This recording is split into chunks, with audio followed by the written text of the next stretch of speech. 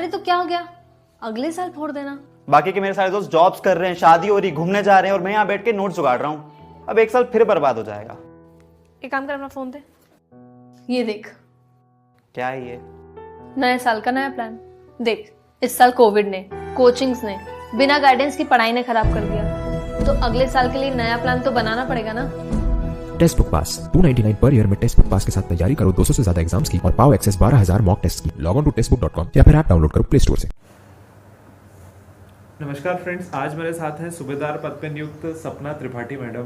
तो फ्रेंड्स, मेरी बहुत सारी जो महिला सब्सक्राइबर थी वो बोलती थी कि सर प्लीज़ और किसी महिला अधिकारी का इंटरव्यू लीजिए। तो बिल्कुल आज हमारे सामने मैडम प्रकट हैं। बड़ी किस्मत से मैडम से इंटरव्यू लेने का अवसर मिला। So nice of you. तो मैडम, सबसे पहले आप अपने बारे में बताइए, आपकी ग्रेजुएशन स्ट्रीम और आपका मतलब बैकग्राउंड आपका, कि कैसे आप तैयारी में आए।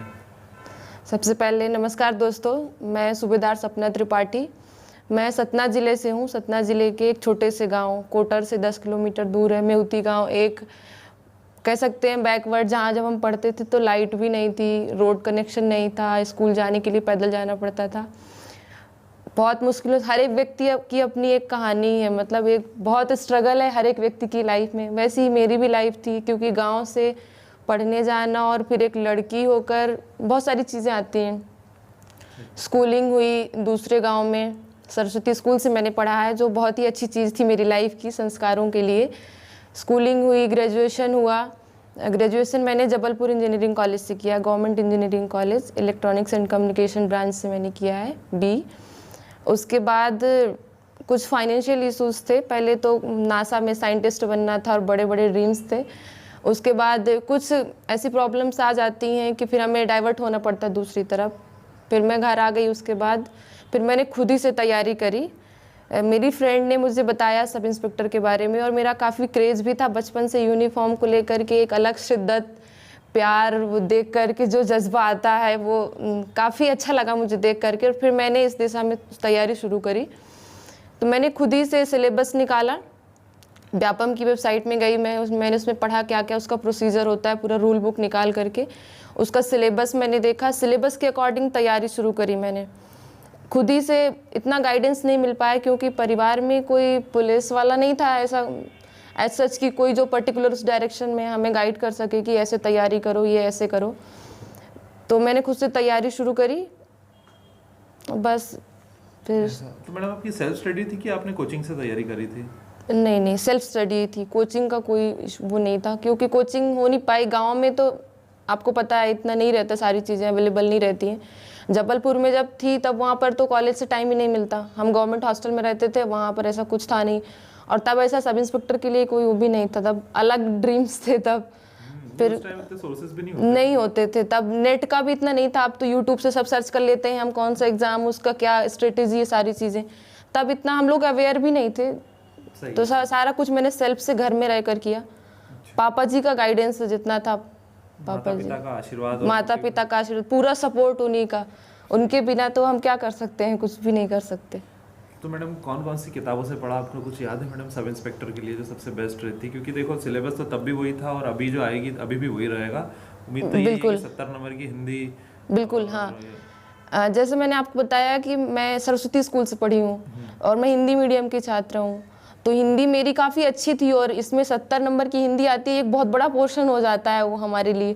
और ग्रामर, संधि, समास, ये सारी चीज़ें, अगर ये सारी चीज़ें आपकी स्ट्रांग है तो आप हिंदी में अच्छा स्कोर कर सकते हैं। 70 में मेरे ख्याल से मेरे 67, 68 ऐसे कुछ मार्क्स आए थे। मैंने एक आध क्वेश्चन उसमें गलत कर दिए थे। सर्कल भरने वाला पहले होता था, वो ऊपर से नीचे हो जाता है जब हम गोल भरते हैं, तो उसमें गड़बड़ हो गया था। बाकी मेरा हिंदी अच्छा था। हिंदी की तैयारी मैंने लूसेंट से पढ़ी थी। उस टाइम बाई लक मुझे लगता है सारे क्वेश्चन लूसेंट से आए थे, मैंने जो एग्ज़ाम दिया था। एक तो मैंने पहला रिटन निकाला, रिटन तो मेरा निकल गया था। फिर फिजिकल में मैं 1 सेकंड से रह गई थी रनिंग में। वो मेरे लिए बहुत कठिन सिचुएशन थी। मतलब वो दिन जब हमारा निकलता नहीं है रनिंग में, हम इतने उससे आते हैं वहाँ से, रनिंग में नहीं होता है, उसके बाद की जो कंडीशन होती है, बहुत दुख होता है मैडम, मेरे को भी अनुभव है फेल होने का। बहुत हेक्टिक। मतलब लगता है कि काश वो 1 सेकंड हम कैसे कर पाते, पर वो 1 सेकंड कितना टाइम ले लेता है पता नहीं चलता। हमारे इसमें तो बहुत ड्यूरेशन था रिटेन और फिजिकल के बीच में। मतलब उस दौरान तो मैं बिल्कुल टूट ही गई थी, लगा था कि नहीं अब, क्योंकि मेरा ड्रीम यही था। मैं तैयारी कर रही थी तो बाकी एग्जाम्स भी देती थी, लेकिन जो ड्रीम जॉब थी वो यही थी। मतलब स्टार ही दिखते थे, यहाँ तक कि मैं जहाँ पढ़ाई करती थी वो दीवार पे भी मैंने स्टार बना के रखे थे। अभी तो घर में पेंट हो गया तो अब वो नहीं दिखते हैं, पर जब भी मैं घर जाती थी तो वो मैं वो स्टार देखती थी और मुझे लगता था मैंने ये स्टार, सुबह उठती तो स्टार देखती, सोती तो वही स्टार देखती। और मैंने 2 ही स्टार बनाए थे, ऐसा नहीं कि मैंने अशोक बनाऊँ, मतलब इतना बड़ा भी मैंने ड्रीम नहीं, पर वही था। और वो जब नहीं मिलता तो फिर बहुत दुख होता है। सही, मैं समझ सकता हूँ मैडम। और बहुत सारे स्टूडेंट्स भी हैं जिनने अभी फेलियर देखी होगी, तो पर मैडम उससे आप निकले पर हैं। उससे निकलना बहुत ज़रूरी है। मतलब उस दिन तो जब मैं यहाँ से, मुझे वो दिन तो कभी भूल ही नहीं सकता है कि कैसे मैं 1 सेकंड से बाहर हो गई, और वो गुस्सा और मतलब हर एक चीज़, दुख अपने आप पर। क्योंकि अगर आप सफल होते हैं तो आप तो उसका क्रेडिट हर किसी को देंगे, हर कोई खुश होगा लेकर के कि हाँ मेरे दोस्त, मेरी फैमिली, ये सब। लेकिन अगर जब आप फेल होते हैं तो उसका क्रेडिट आपको खुद ही लेना पड़ता है, क्योंकि कोई और नहीं ले सकता। आप ही जिम्मेदार हैं अपनी फेलियर के लिए। टाइम बस ये लगता है कि बस यार भैया एक और बार दौड़ा दो यार। बस अरे वो कंडीशन, मतलब कि ऐसा लगता है उस टाइम पर तो, क्योंकि तब हम इतना जुड़े नहीं रहते इस विभाग से, हमें हर किसी से, यहाँ तक कि हमें गार्ड से भी लगता है कि हम एक बार रिक्वेस्ट कर लें कि प्लीज़ हमें एक और चांस दे दो, 1 सेकेंड तो ही था। बट नहीं सुन सकते मैडम, उनकी भी जो भी है आप वो तो हाँ अब तो समझ में आता है, उस टाइम नहीं समझ में आता। सही है, सही। पर तैयारी के लिए तो मैं यही बोलूँगी, बेसिक तो लूसेंट है। लूसेंट में तो ऐसा जीएस है, मतलब सारी चीज़ें एक बार क्लियर हो जाती हैं। लूसेंट आपको अच्छे से तैयार होना चाहिए। बाकी आप ऑब्जेक्टिव के लिए लूसेंट की एक ऑब्जेक्टिव बुक आती है, तो आप जो भी जीके पढ़ते हैं उसका ऑब्जेक्टिव उसमें से लगाइए। हाँ एक चीज़ मैं ज़रूर बोलूँगी कि आप किसी भी बुक के ऑब्जेक्टिव लगाएं जब, तो उसको ब्लाइंडली फॉलो ना करें, क्योंकि प्रिंटिंग मिस्टेक बहुत होती है। तो बहुत सारी चीज़ों को हम पढ़ें सारी बुक्स से, लेकिन हम अपना दिमाग भी चलाएं, सारी चीज़ों को एक दूसरे से कंपेयर करें कि कहाँ इसमें डिफरेंस आ रहा है। हिंदी में बहुत सारी चीज़ें मतलब डाउटफुल हैं, बहुत विवाद है कुछ क्वेश्चंस के आंसर में, मतलब जो हम भी पढ़ते थे, और मतलब कि बाई लक वही क्वेश्चन आ जाते हैं जिनमें विवाद है। मुझे एग्जैक्टली याद तो नहीं है, पर ऐसे 2-3 क्वेश्चन थे और आए भी थे एग्जाम में, जिनमें फिर बाद में इशू होता है कि एक बुक में तो इसका आंसर ये दिया हुआ, एक बुक में तो इसका आंसर ये दिया हुआ। तो इनको क्लियर करना बहुत ज़रूरी है। या फिर प्रीवियस जो क्वेश्चंस रहते हैं तो वो आए हुए रहते हैं, तो उनमें से आप क्लियर करिए कि आखिर डिपार्टमेंट ने किस चीज़ को सही माना है, और उस पर जाइए आप, क्योंकि अल्टीमेट तो हमें नंबर ही लाना है, हमारा सिलेक्शन तो नंबर से ही होना है और हमें वही पाना है। और बाकी करंट, अब तो काफ़ी करंट का पोर्शन बढ़ गया, उस टाइम पर थोड़ा कम था। करंट के लिए मैंने प्रतियोगिता निर्देशिका और प्रतियोगिता घटना चक्र हर महीने की पढ़ती थी। रोजगार निर्माण हर हफ्ते का मेरा पिताजी ले आते थे, तो वो मैं डेली ही पढ़ती थी रोजगार निर्माण। अब तो तथ्यवाण अच्छी चीज़ आ गई है, तथ्यवाण एडवांस्ड हो गई अब थोड़े काफ़ी अच्छा है। मतलब एमपी का पढ़ने के लिए भी अभी तो एमपी का पोर्शन भी ज़्यादा आने की संभावना है। मतलब कोई भी एग्जाम में ये नहीं बोलती कि मतलब कोई सब इंस्पेक्टर ही बने, जिसको जो भी बनना है, कुछ भी बनना है, तैयारी आप अच्छी रखिए, मतलब अपनी तरफ से तो पूरी तैयारी रखिए, फिर जो भी होगा एग्ज़ाम तो एग्ज़ाम है, परीक्षा ही है, वो तो दूसरे की इच्छा, हम नहीं जानते दूसरे की इच्छा क्या है, हमें शुरू से ही पढ़ाया गया है।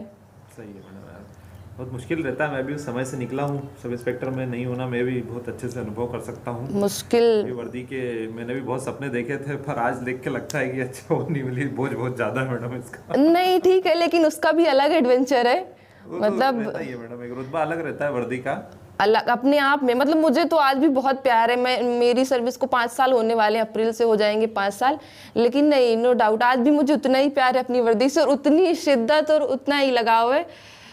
मतलब बहुत पसंद है मुझे वर्दी मेरी, पहले भी बहुत पसंद थी, जब नहीं मिली तब तो दूसरों को देखकर बहुत अच्छी लगती थी, तब इतना डिफरेंस नहीं पता था, स्टार 1 स्टार 2 स्टार अशोक इन सब में लाल बेल्ट काला बेल्ट इतना डिफरेंस नहीं पता था, आकर जितना पता चलता है। लेकिन कोई भी वर्दी हो, स्टार या बिना स्टार, हर कोई बहुत अच्छा लगता है। मतलब मैंने देखा अपने स्टाफ में हर एक व्यक्ति पर वर्दी बहुत अच्छी लगती है।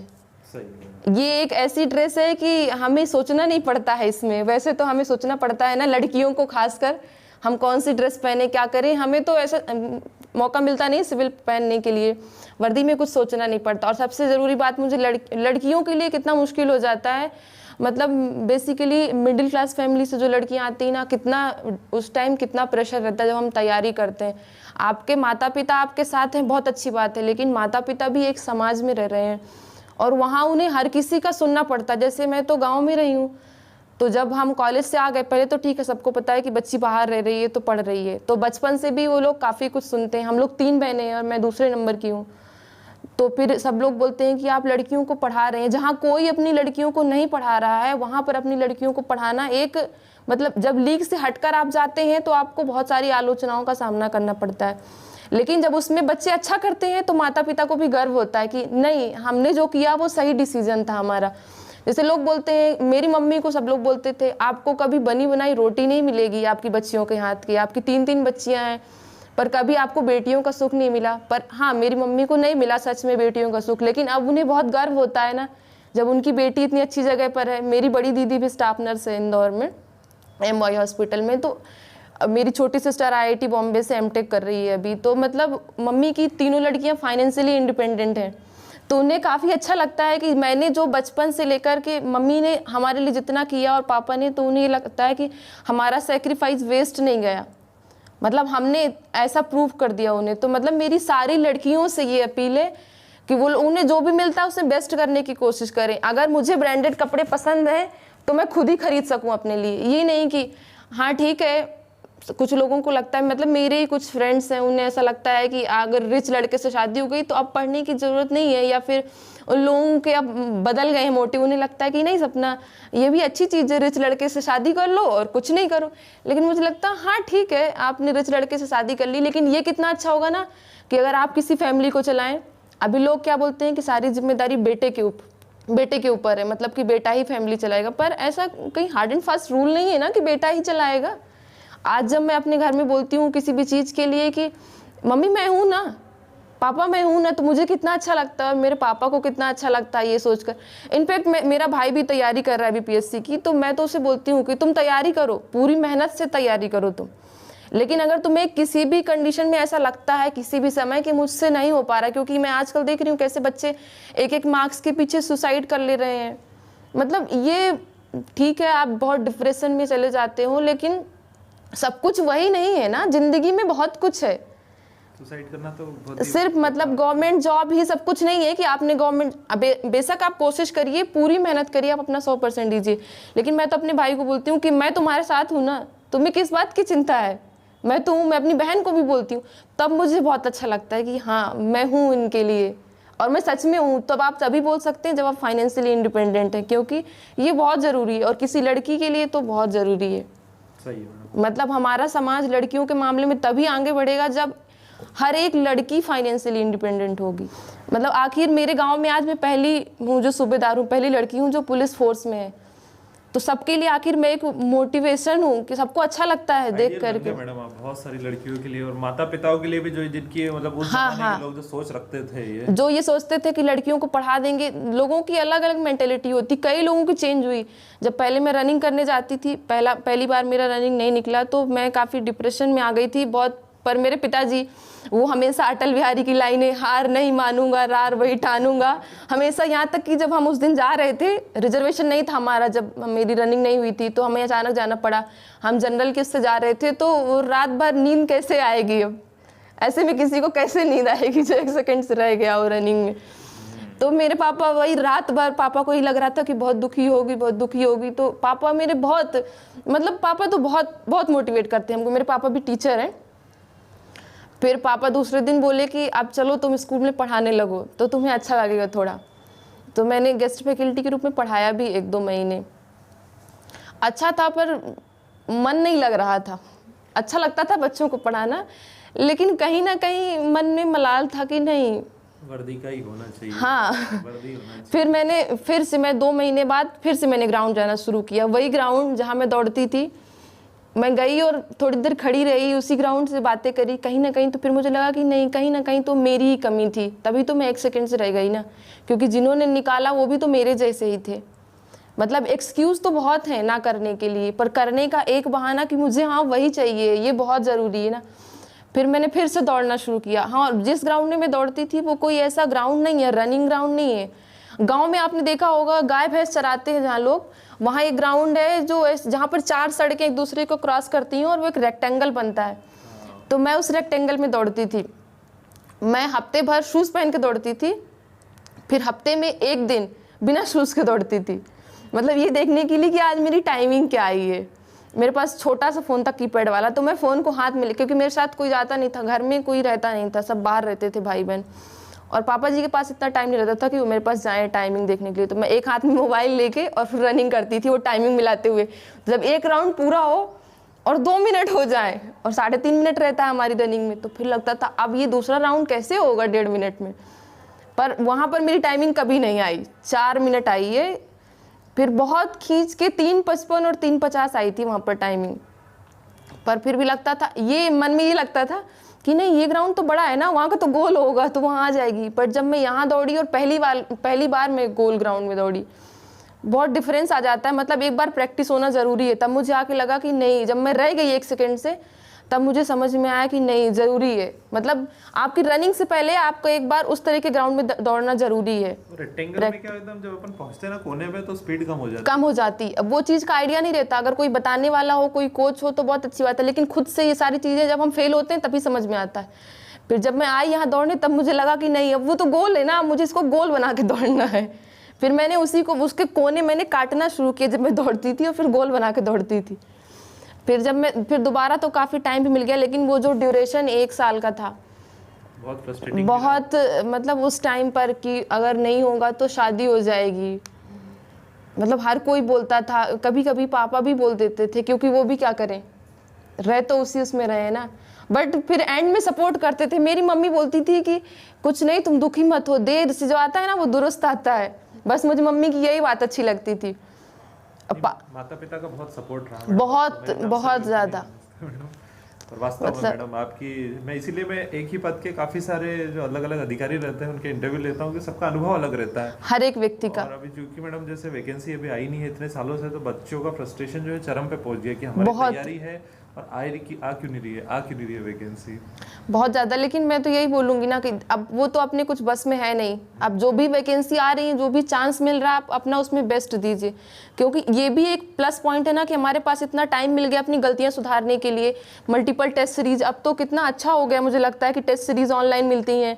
आप टेस्ट सीरीज दीजिए, अपना इवेल्युएशन कीजिए। जैसे मैं जो टेस्ट पेपर्स लगाती थी, हमारे पास तो वैसे प्रिंटेड वाले आते थे, तो उसमें जो भी क्वेश्चन नहीं बनता था हम उसको अलग से नोट कर लेते थे और फिर उसको बार बार पढ़ते थे, क्योंकि जो बन गया वो रिवीजन तो ठीक है, पर जो नहीं बना है उस पर ध्यान देना बहुत ज़रूरी है।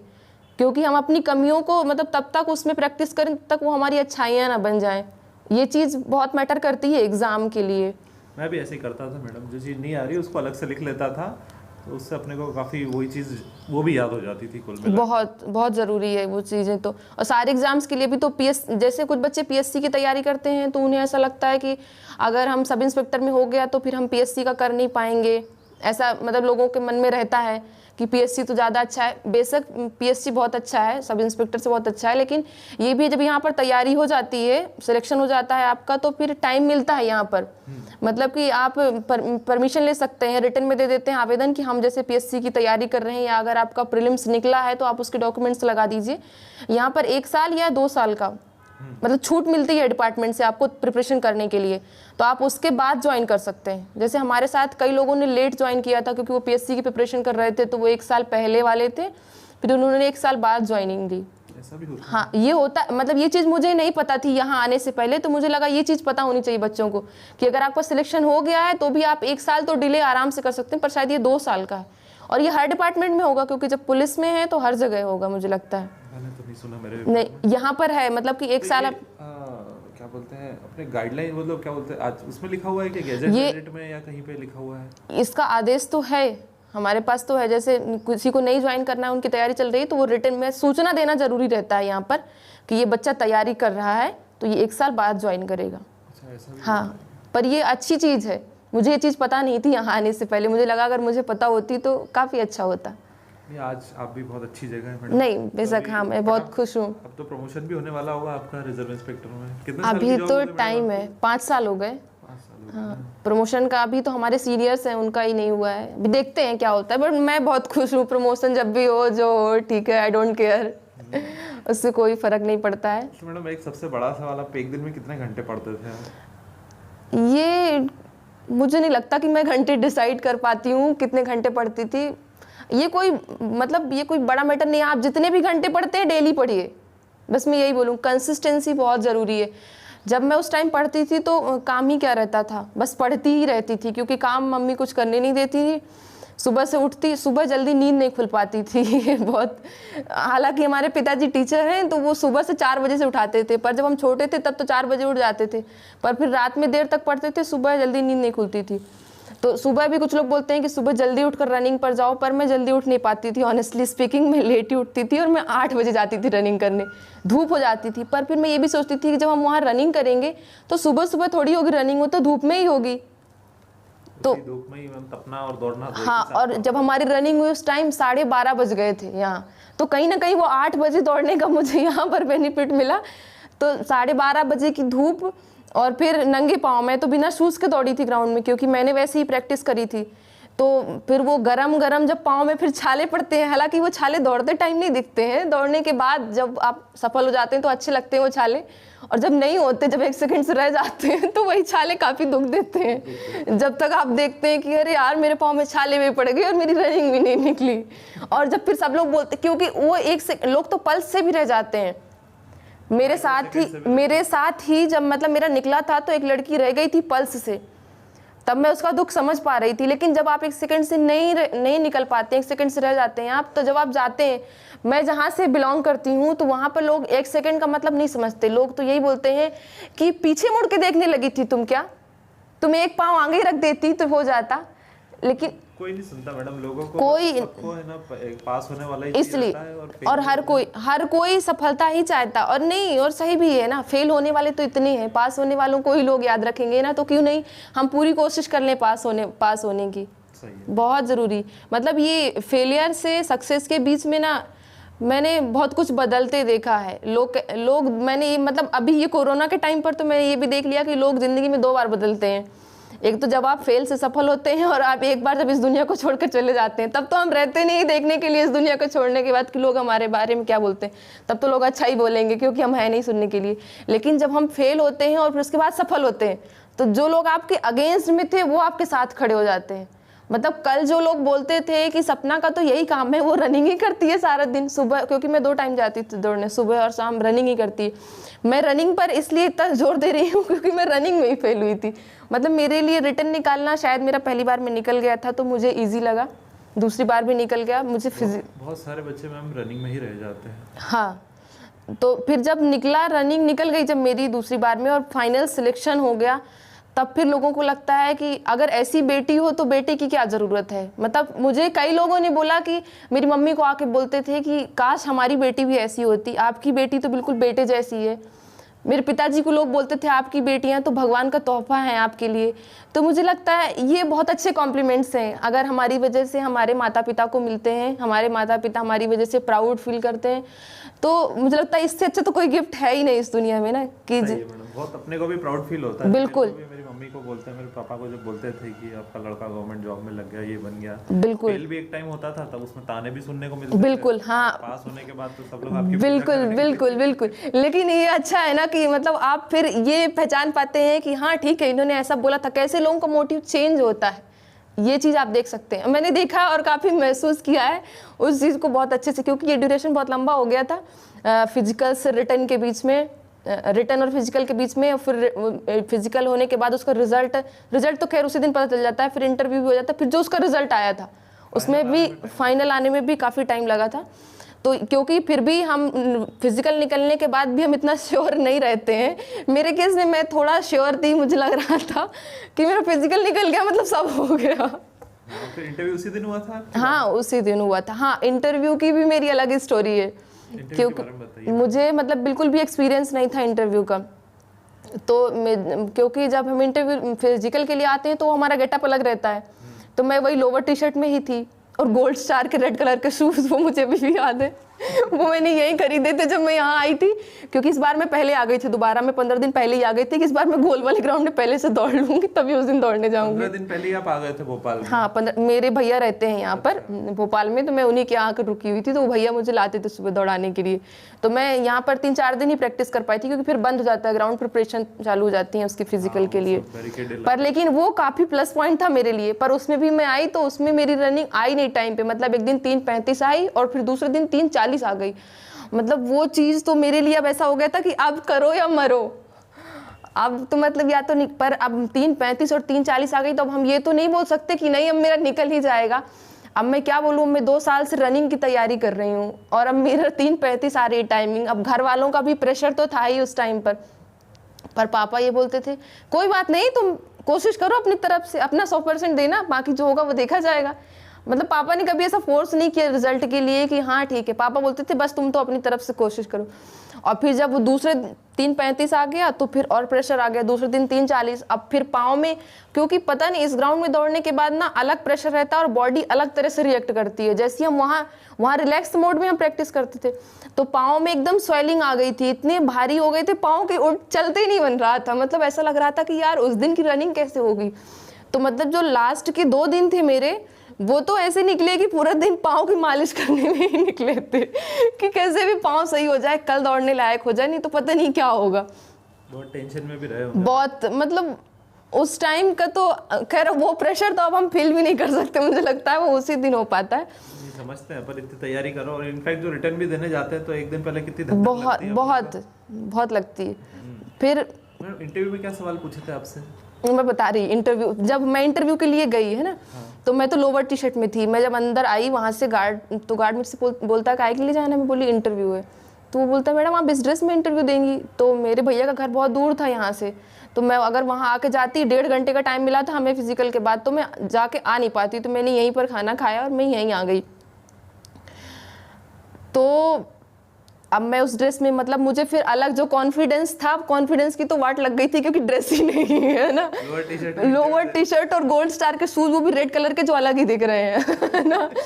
बाकी बच्चों को मैं देख रही हूँ सब लोग फॉर्मल ड्रेस में बाकायदा, मतलब कि फाइल फोल्डर सारी चीज़ें, सबको देख करके और नर्वसनेस। एक तो इंटरव्यू से पहले, एग्जाम से पहले आपकी क्या हालत रहती है, फिर जब आप ऐसी ड्रेस में हैं तो आपकी और क्या हालत होगी, जब हर कोई यही बोल रहा है कि मैडम आप ड्रेस चेंज कर लीजिए, हो सके तो आप ड्रेस चेंज कर लीजिए। मैं वहाँ तो बड़े कॉन्फिडेंस से बोलती ठीक है, कोई नए इंटरव्यू लेने वाले ड्रेस थोड़ी देखेंगे, वो तो मेरे आंसर देखेंगे। लेकिन अब अंदर की धड़कनें तो अंदर मन ही जानता है, मन का। फिर इंटरव्यू में मैं गई, मेरा नंबर आया। इंटरव्यू में हालांकि मेरा बाकी रिकॉर्ड अच्छा था, उन्होंने सब पूछा मुझसे, मेरे इंजीनियरिंग के क्वेश्चंस ही पूछे गए थे मुझसे। ड्रेस के बारे में क्या पूछा है? नहीं, ड्रेस के बारे में तो उन्होंने कोई कमेंट ही नहीं किया। मतलब जो मुझे एक्सपेक्टेड था कि मुझे ऐसा लगता था कि क्या कहीं सारी चीज़ें मेरी ड्रेस पे आके न रुक जाए, लेकिन नहीं, मतलब बहुत फेयर था इंटरव्यू। उन्होंने बिल्कुल, हालांकि खैर कोई भी व्यक्ति हो, मैं भी हो, तो पहले हम ड्रेस पर ही जाते हैं कि उन्होंने क्या पहना हुआ, पहला ध्यान तो हमारा वही। लेकिन नहीं, उन्होंने मुझसे इंटरव्यू में अच्छे क्वेश्चंस पूछे थे। मुझसे उन्होंने पूछा था x की पावर 0 = 1 होता है, क्योंकि मैंने अपना फेवरेट सब्जेक्ट मैथ्स बताया था। तो उन्होंने मुझे बोला कि प्रूफ करो इसको, तो वो मैंने प्रूफ कर दिया था। कैसे किया था मैडम, बता दो मेरे को भी। अब हालांकि प्रूफ किया था? हाँ, मैंने लिख के प्रूफ करके बताया था। कुछ नहीं, मैंने x की पावर 0, तो 0 को 1 - 1 कर दिया था, x की पावर 1 - 1, और फिर वो x की पावर 1, वो रूल होता है ना, x की power m divided by x की पावर n, तो वो उसका फॉर्मूला हो जाता है x की पावर m - n।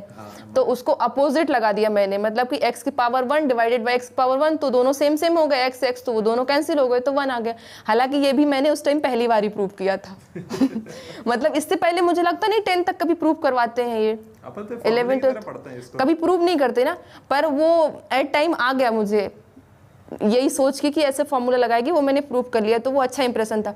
फिर उन्होंने मुझसे सब्जेक्ट्स पूछे कि आपके सब्जेक्ट्स कौन कौन से थे और टफ सब्जेक्ट कौन सा था इंजीनियरिंग में, और मुझे माइक्रो प्रोसेसर बिल्कुल नहीं आया पूरी इंजीनियरिंग में, और उन्होंने मुझसे माइक्रो प्रोसेसर का ही क्वेश्चन पूछ लिया। पर उन्होंने मुझसे रजिस्टर्स के टाइप पूछे, वो मैंने बता दिए थे। अब शायद मुझे एग्जैक्ट याद नहीं है, पर वो शायद A B ऐसे कुछ टाइप के, ABCD ऐसे होते हैं रजिस्टर्स के टाइप, वो मैंने बता दिए थे। उन्होंने और कोई क्वेश्चन पूछा था रजिस्टर के स्टोरेज का, मैंने बोला सॉरी मैम, माइक्रो प्रोसेसर सबसे टफ लगता था, मुझे बनता नहीं है इसका। उन्होंने मुझसे पूछा कच्ची FIR और पक्की FIR क्या होती है। हालांकि पुलिस डिपार्टमेंट में कोई था नहीं मेरे परिवार से, तो मुझे कुछ भी इसका आइडिया नहीं था, मैंने कोई इंटरव्यू भी नहीं देखा था इसमें पहले से। अब तो काफ़ी अच्छी चीज़ें, सारी चीज़ें मिल जाती नेट पे, तो मैंने अपने दिमाग से ऐसे बताया कि कच्ची FIR मतलब कि जिसको हम ऑन पेपर रखते होंगे, रजिस्टर्ड नहीं करते कि ये FIR हो गई है, रजिस्टर्ड नहीं करते हैं उसको, एक FIR नंबर नहीं मिलता, वो कच्ची FIR। और जिसको रजिस्टर्ड कर दिए, जैसे अब तो CCTNS चलता है, तो उसमें रजिस्टर्ड कर दिए, हाँ, तो वो हो गई पक्की FIR, मतलब उसमें एक FIR नंबर मिल गया। पर ये क्वेश्चन, ये आंसर सही था, मतलब मैंने अपने दिमाग से सोच के दिया, पर सही था ये आंसर। मुझे हाँ एक बार पता चला कि हाँ यही है कच्ची FIR और पक्की FIR। बाकी ये पूछा अपना कि आपने पढ़ाई कैसे की, कहाँ से की, पूरा ग्रेजुएशन, स्कूलिंग, ऐसे क्वेश्चंस थे। आप यहाँ क्यों आना चाहते हैं, क्या करेंगे आप आकर, हम आपको ही क्यों लें, ऐसे क्वेश्चंस थे। ओवरऑल बहुत अच्छा था। फिर रिजल्ट इसके बाद कितने नंबर आए आपके इंटरव्यू में? इंटरव्यू में मेरे 7 नंबर थे। 10 में से 7 अच्छे नंबर थे। अच्छा टॉप था। हाईएस्ट कितने जाते हैं मैडम इंटरव्यू के, कुछ आइडिया? शायद 8 मार्क्स थे किसी के इंटरव्यू में हाईएस्ट। हाँ 8 थे हमारे, वो शायद किसी सूबेदार के ही थे। मैंने एक आपके सब पुलिस में उनके 2 नंबर आए थे इंटरव्यू में, क्योंकि पैनल से वो भिड़ गए थे वो। अरे हाँ, ये भी एक सिचुएशन हो जीरो जाती नहीं दे है। सकते वो, जीरो नहीं दे सकते। हाँ कुछ तो देने ही पड़ेंगे, 2 मिनिमम। तो देखना, आप ही देखना इंटरव्यू, बाद में बताऊंगा किसका था। अरे हाँ, तो ये तो फिर मतलब उन्होंने अपने मार्क्स के दम पर। हाँ एक और मैं और चीज़ बोलना चाहूँगी, जैसे हम जब रिटन एग्ज़ाम देते हैं, इसका सब इंस्पेक्टर का देते हैं, तो इसमें एक टेक्निकल और नॉन टेक्निकल 2 होते हैं। तो जैसे जो टेक्निकल बैकग्राउंड से बच्चे हैं वो टेक्निकल फील्ड भी भर सकते हैं। मैंने टेक्निकल भी भरा था इसमें, पर मैंने टेक्निकल की तैयारी बिल्कुल नहीं करी थी। मैंने सिर्फ जीएस, हिंदी और इंग्लिश और मैथ्स, रीजनिंग, इन पोर्शन पे पूरा काम किया था। मैंने टेक्निकल एक शब्द भी नहीं पढ़ा था, हालांकि मेरा बैकग्राउंड टेक्निकल ही है, फिजिक्स केमिस्ट्री मैथ ही है। तो जो टेक्निकल का पेपर होता है उसमें यही आते हैं, फिजिक्स केमिस्ट्री मैथ। पर अगर आपने नॉन टेक्निकल में अच्छा स्कोर किया है तो आप टेक्निकल निकाल लेंगे, क्योंकि अगर आप उसमें 25 से 30 क्वेश्चन भी करते हैं, 30, 35, 40 ऐसे, क्योंकि अगर आप इसमें अच्छा स्कोर कर लेते हैं, हिंदी प्लस जीएस, जो ये आपका पेपर होता है जीएस हिंदी वाला, 2 ही पेपर होते हैं ना, हिंदी, मैथ्स और जीएस, और एक तो वो टेक्निकल वाला अलग होता है पेपर, और नॉन टेक्निकल का अलग एक सिंगल पेपर होता है। तो अगर आप इस, अच्छा हिंदी का अलग होता है, हिंदी और उसका 70, हाँ 70-30 का अलग होता है। हाँ तो ये आप 70-30 वाला और जीएस वाला, अगर इन दोनों में अच्छा स्कोर कर लेते हैं तो टेक्निकल में आप 30 से 40 मार्क्स भी ले आते हैं तो आपका निकल जाएगा। मतलब जो बच्चे टेक्निकल वाले हैं ना, मैं उन्हें ये सजेस्ट करूँगी कि आप टेक्निकल भी जरूर ऑप्ट करिए, क्योंकि आपको उसमें ज़्यादा ऑप्शंस बढ़ जाते हैं। टेक्निकल फील्ड के कम बच्चे होते हैं मैडम। कम इसीलिए कम बच्चे होते हैं, क्योंकि ये भी मुझे इसके बाद जब मैंने भरा ना, तो उसके बाद मुझे समझ में आया कि मैंने तो इसकी तैयारी नहीं करी, मैंने तो उसमें सिर्फ तुक्का लगाया था टेक्निकल वाले में। मतलब फर्स्ट टाइम मैंने क्या किया कि फर्स्ट टाइम मैंने ABCD लगाया था, क्योंकि बहुत कम क्वेश्चन में सॉल्व कर पा रही थी मैथ्स के। फिर मैंने ABCD लगाया, उसमें से मेरे 30 क्वेश्चन सही हो गए थे इसमें से ABCD लगाने से ही, और पर मेरा इसमें अच्छा स्कोर था, तो दोनों मिला के मेरा अच्छा निकला। हालांकि मेरी पोस्ट नॉन टेक्निकल की है, क्योंकि सूबेदार ज़्यादा मार्क्स में मिलता है, मैंने सूबेदार फर्स्ट प्रेफरेंस में भरा था, तो मुझे सूबेदार ही मिला है। अच्छा है, पर टेक्निकल भी बहुत अच्छा है, मेरे दोस्त हैं टेक्निकल में, वो भी काफ़ी अच्छा है टेक्निकल फील्ड वालों को काम करने के लिए। ये अलावा जी जो है ना मैडम यहाँ पे साइबर क्राइम में है। जी हाँ, राहुल अलावा, उनका लिया था इंटरव्यू, वो टेक्निकल फील्ड में वाले हैं वो। हाँ वहीं पे है, तो टेक्निकल वाले आप उनका देख लीजिएगा इंटरव्यू, तो सही रहेगा, क्योंकि बच्चों को आपने जैसे बात इतनी बताई ना, तब कहीं से समझ में आएगा। अच्छा अलावा जी वो वाला इंटरव्यू मतलब टेक्निकल वालों के लिए ज़्यादा काम कराएगा।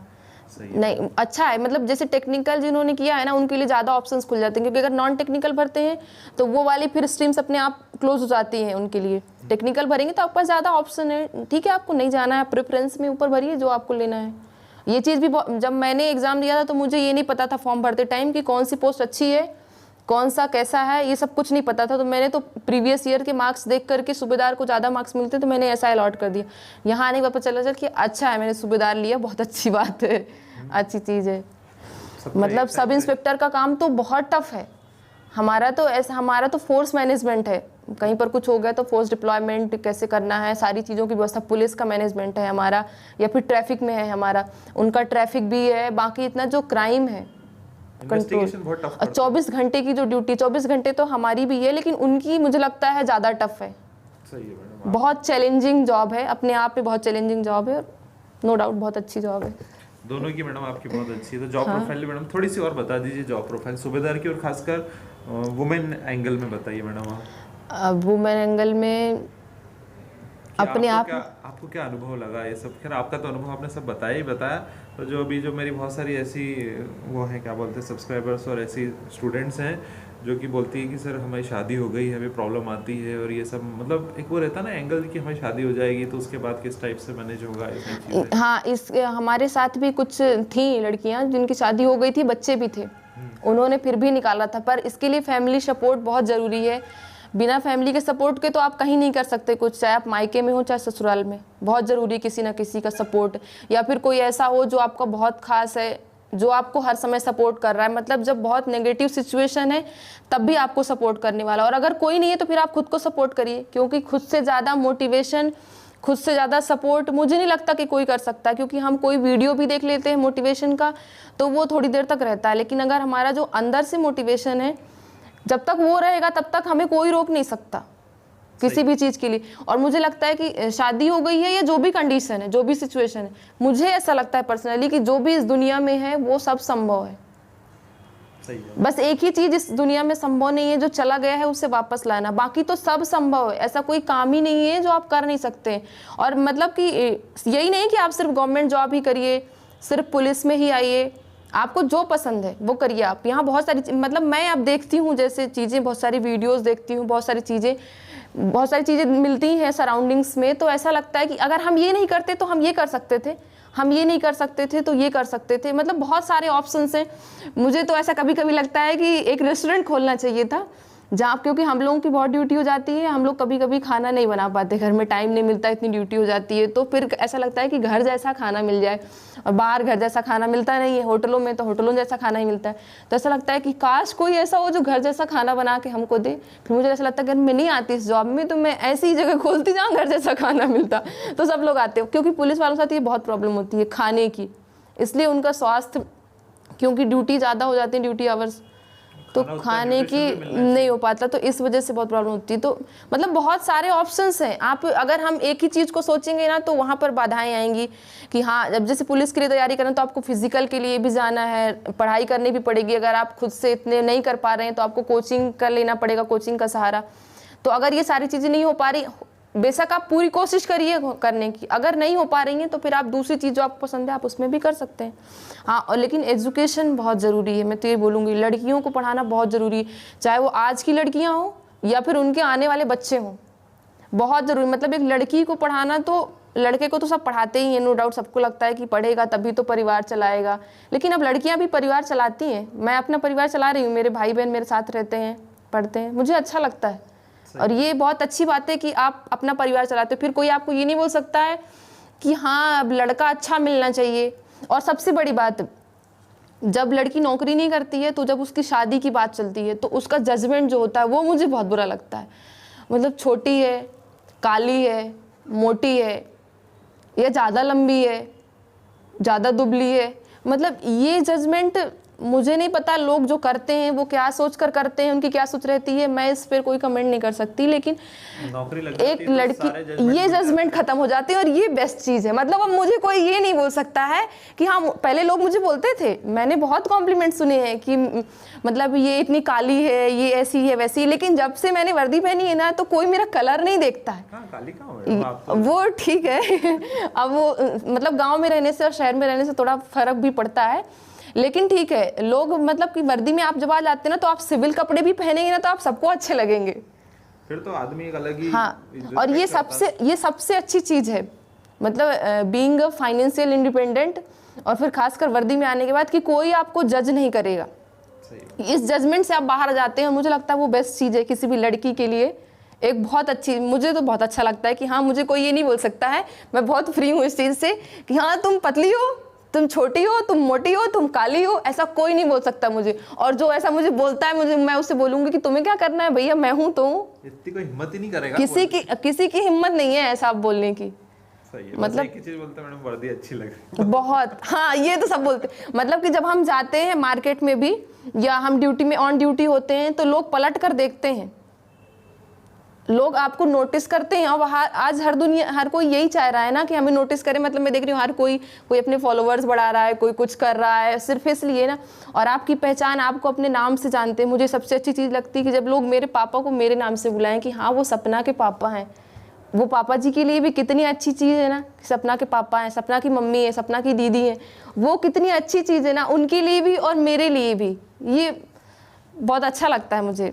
सही मैडम, आपका इंटरव्यू सुन के तो आंखों में आंसू आने लग गए मैडम। अरे मोटिवेशनल प्लस इमोशनल दोनों था मैडम आपका। नहीं, वो तो मतलब हर लड़की की, मिडिल क्लास लड़की की तो मुझे लगता है हर लड़की की होती है। 12th के बाद से ही उसके शादी का प्रेशर जो शुरू हो जाता है ना कि अगर नहीं हुआ तो शादी हो जाएगी, नहीं हुआ तो शादी हो जाएगी, मतलब हर दूसरे दिन वो चीज़, क्योंकि आपके मम्मी पापा भले ना बोले, जो दूसरा व्यक्ति आएगा ना वो यही बोलेगा अच्छा और अब आप शादी कब कर रहे हैं। समाज के ताने ही मैडम लड़कियों को आधे से ज्यादा तो उनको पढ़ने में वही लेकिन देख, मोटिवेशन भी तो दो तरह का होता है ना, पॉजिटिव और नेगेटिव। पॉजिटिव चीज़ें तो आपको आगे ही बढ़ाएंगी, लेकिन आप नेगेटिव मोटिवेशन से आगे बढ़िए ना, कि अगर मुझे किसी ने बोल दिया कि ये ऐसा नहीं कर सकती है, तब तो फिर मुझे वो ज़रूर ही करना है। मतलब मेरे अंदर ये चीज़ बहुत है कि अगर मुझे किसी ने किसी चीज़ से रोक दिया है तो फिर मुझे वो करने के लिए बहुत अंदर से एकदम, मतलब वो बोलते हैं ना कि 6 इंद्रियां जागृत हो जाती हैं उसके लिए। ऐसा बोल दिया अब तो करके दिखाऊंगा। नहीं, अब तो मतलब करना ही है भैया, मतलब ऐसे कैसे बोल दिया, पर बोलना नहीं है उसके लिए, वो मन में ही रखना है। क्योंकि जब हम कोई भी चीज़ बोल देते हैं ना तो वो फिर सबके सामने जाती है। जो चीज़ हम अंदर रखते हैं ना वो कहीं ना कहीं हमें पूरे टाइम प्रोवोक करती रहती है कि नहीं हमें ये करना ही है।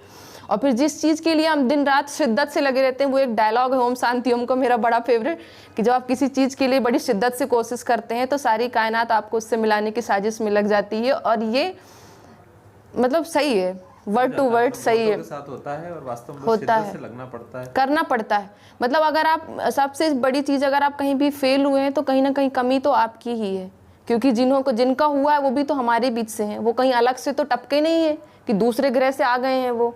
अब हाँ, हमारे ऊपर है कि हम ना करने के बहाने ढूंढते हैं या करने का वो एक बहाना ढूंढते हैं जो हमें दिन रात उसी चीज़ में लगा के रखेगा कि नहीं मुझे ये करना ही है। सही है मैडम, सही है। मतलब एक चीज़ वो आप ढूंढ लीजिए कि क्यों करना है, बाकी कैसे करना है, क्या करना है वो तो पता ही है, वो आपको खुद से ढूंढना, पर क्यों करना है ये बहुत ज़रूरी है हमारे लिए। और हमें अपने लिए करना है, दूसरों के लिए तो ठीक है, हमें अपने लिए करना है, बहुत ज़रूरी है। मतलब कि एक लड़की का खुद की ज़िंदगी का अपना मतलब मालिक होना, और आगे बढ़ने के लिए ये नहीं कि मुझे आज मैं अपने पिता पर डिपेंड हूँ, ठीक है, तो मैं बचपन से तो रहना ही पड़ता है, उसमें कोई कुछ कर नहीं सकता। आज अपने पिता पर, कल अपने पति पर, कल को अपने बच्चों पर, नहीं, आप अपने ऊपर डिपेंडेंट रहिए, ताकि आपका डिसीजन भी मायने रखे। आप बोलें तो लोग उसको सुने, और उसके लिए हमें खुद को प्रूव करना पड़ता है, तभी तो लोग हमें सुनेंगे, नहीं तो ऐसे कोई क्यों सुनेगा। ऐसे तो सलाह देने वाली पूरी दुनिया है। लड़कियों का तो छोड़ो, लड़कों को भी प्रूव करना पड़ता है। बिल्कुल, हर किसी को करना पड़ता है वो तो। अब मतलब मैं ये नहीं बोलती कि लड़कियों को लड़कों की बराबरी करने की जरूरत है, बिल्कुल नहीं। मतलब मुझे तो किसी बराबरी करने की जरूरत नहीं, मैं किसी से नहीं बोलती मुझे रिस्पेक्ट दो, ये करो करो, खुद दोगे।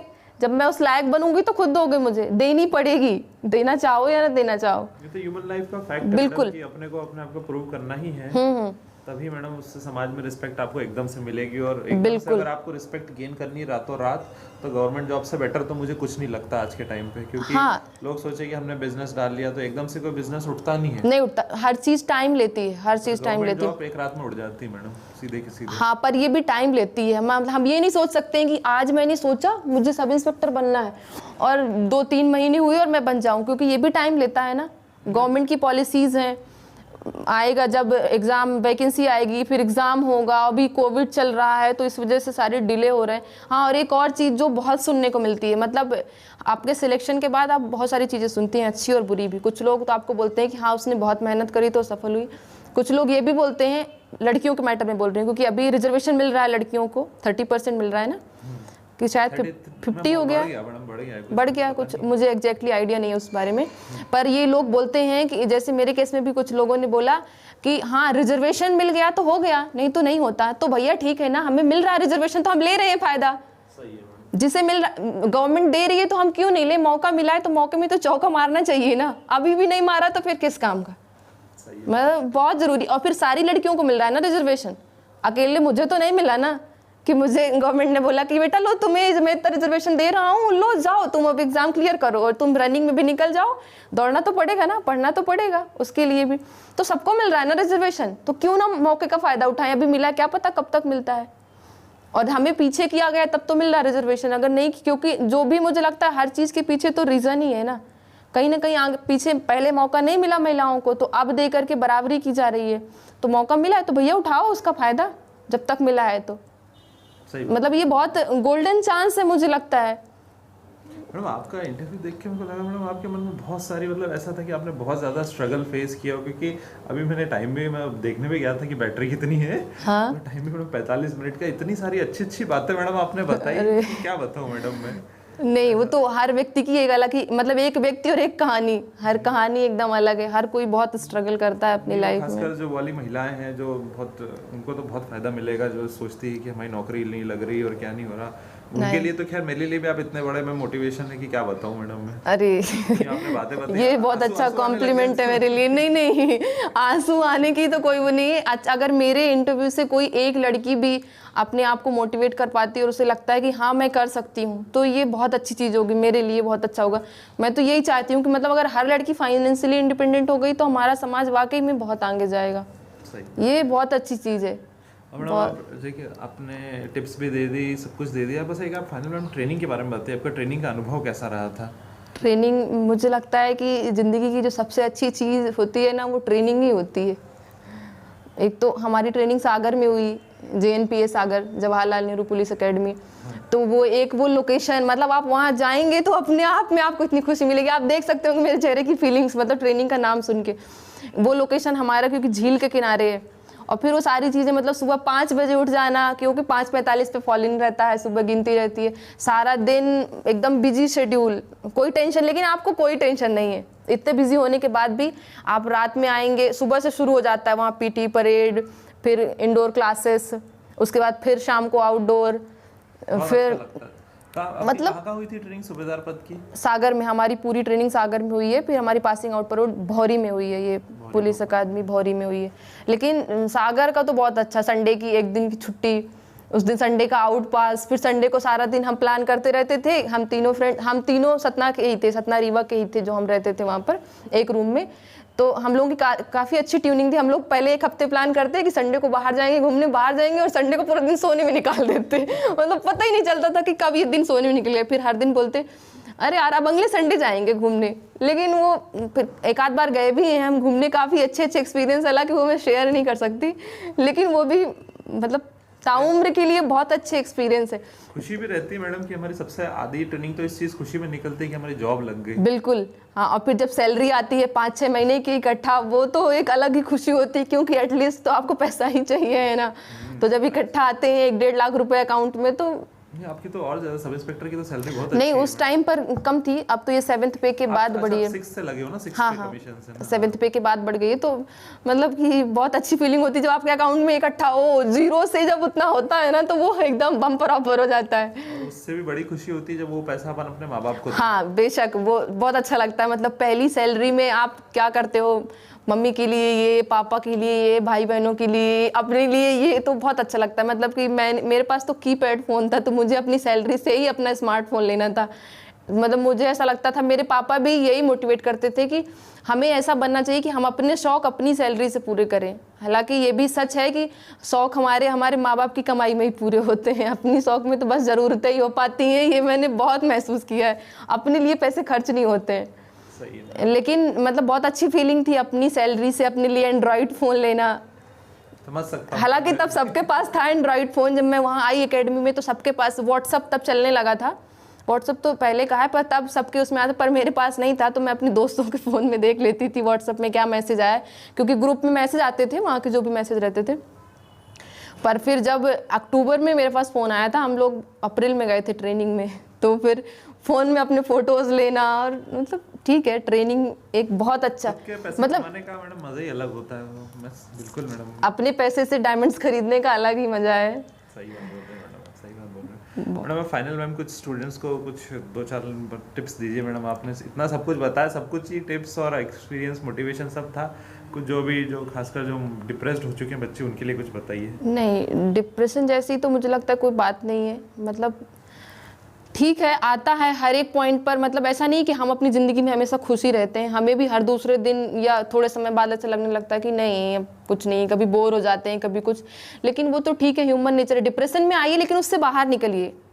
मेन चीज़ है आप उससे बाहर निकलिए, उसी में डूबे मत रहिए। ठीक है, एक एग्ज़ाम नहीं हुआ, दूसरा एग्ज़ाम आएगा, एग्ज़ाम में नहीं हुआ कोई दूसरी चीज़ आएगी। लेकिन लाइफ में बहुत सारी चीज़ें हैं, बहुत सारे ऑप्शंस हैं। बस यहाँ देर है तो ढूंढने की, आपको पहचानने की, आपको किस डायरेक्शन में जाना है, आप डायरेक्शन तय करिए। और जो भी चीज़ है उसका बेस क्या है, बेस तैयार करिए। एग्ज़ाम्स के मैटर में तो आप सबसे पहले सिलेबस निकालिए, सिलेबस निकाल कर पॉइंट टू पॉइंट तैयारी करना शुरू करिए। अब तो बहुत सारी चीज़ें हैं, तथ्यबाण हो गया, प्रतियोगिता दर्पण आती है, प्रतियोगिता दर्पण सब इंस्पेक्टर के लिए ज़्यादा हो जाएगी, वो पीएससी के लिए अच्छी है, पीएससी की जो तैयारी कर रहे हैं उसमें लिमिटेड मटेरियल ही निकाल लो, 1 लाइन फैक्ट हाँ। और ये सब। और बाकी आप टेस्ट सीरीज, टेस्ट जितना देते जाएंगे आप उतना शार्प होते जाएंगे। टेस्ट मतलब कोई भी एग्ज़ाम हो, वो टेस्ट बहुत ज़रूरी है उसके लिए। मतलब मैं जब इसकी तैयारी कर रही थी तो उस ड्यूरेशन में मैंने जेल प्रहरी का भी निकाला था और फॉरेस्ट गार्ड का भी निकाला था।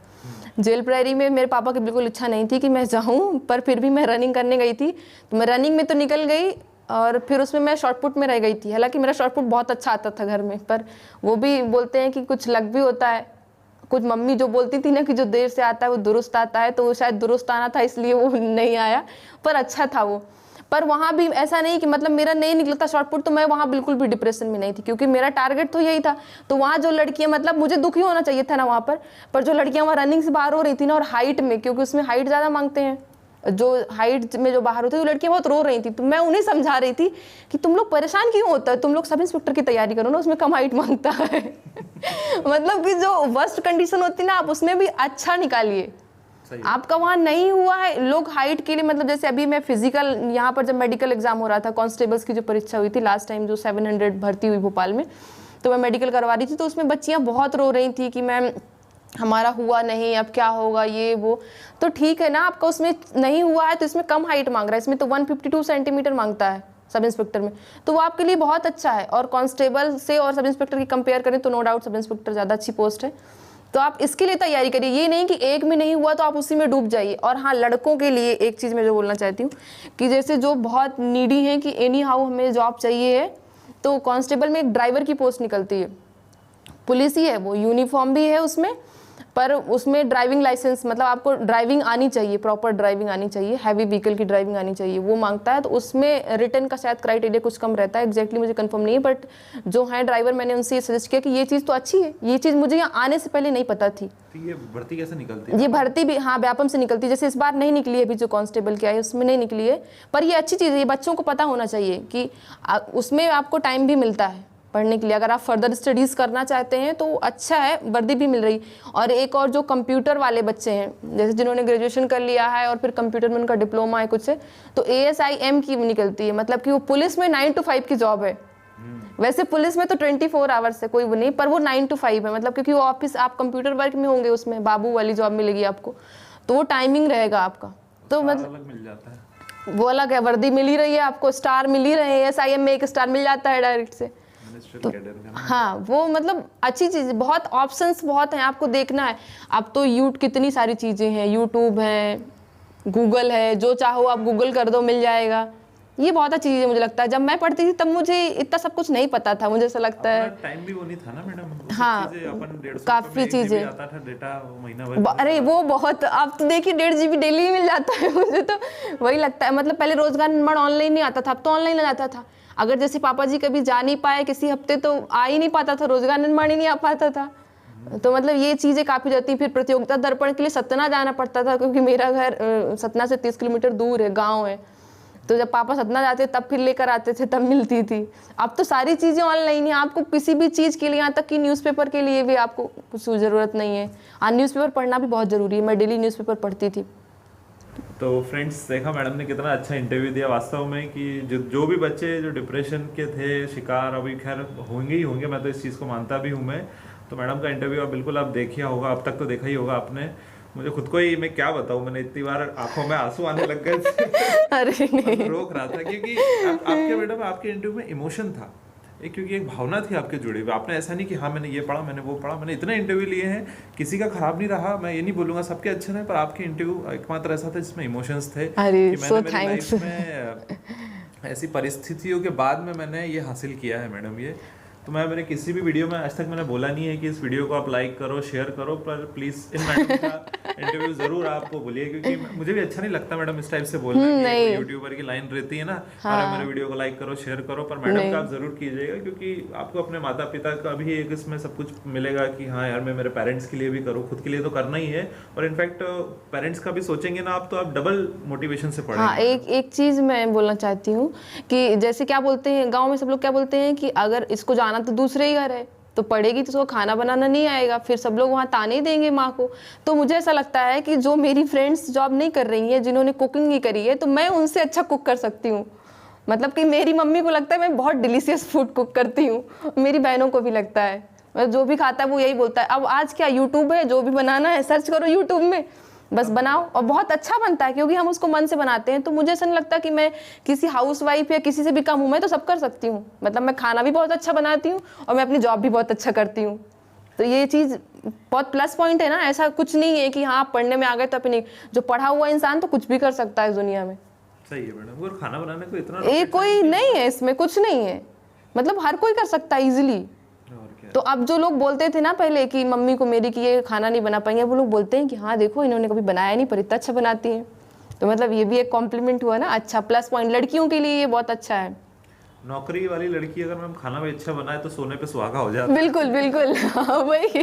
क्योंकि नौकरी वाली लड़की से कोई उम्मीद नहीं करता कि वो जॉब खा नहीं करता, संभाल लेगी, हाँ। ये नहीं कर पाएगी, पर आप दोनों करते हैं तो उसके लिए अरे नहीं, पर मतलब ये अच्छी चीज़ है कि अगर आप नौकरी में हैं या आप कुछ अच्छा कर रहे हैं तो आप जो भी करोगे ना वो सब अच्छा ही होगा। ये हाँ, मतलब मैं ये नहीं कह रही हूँ कि आप बहुत गलत करिए, पर ऐसा कोई नहीं करता, हर व्यक्ति तो अपने हिसाब से बहुत अच्छा ही करता है। लेकिन नहीं, आप जो करोगे ना तो अच्छा, आप कुछ भी बना देंगे तो सबको अच्छा ही लगेगा, पहली बात ये भी है। अब वर्दी वाले बना रहे हैं तो अच्छा ही बनाएंगे। नहीं मैं खाती भी हूँ ना खुद, तो मुझे अच्छा लगता है। सही है मैडम। तो देखा फ्रेंड्स, मैडम का इंटरव्यू मुझे बहुत अच्छा लगा। वास्तव में मुझे उम्मीद नहीं थी कि मैडम इतना ज़्यादा समय देंगे। तो बिल्कुल आप पढ़ते रहिएगा फ्रेंड्स। All the best. जय हिंद।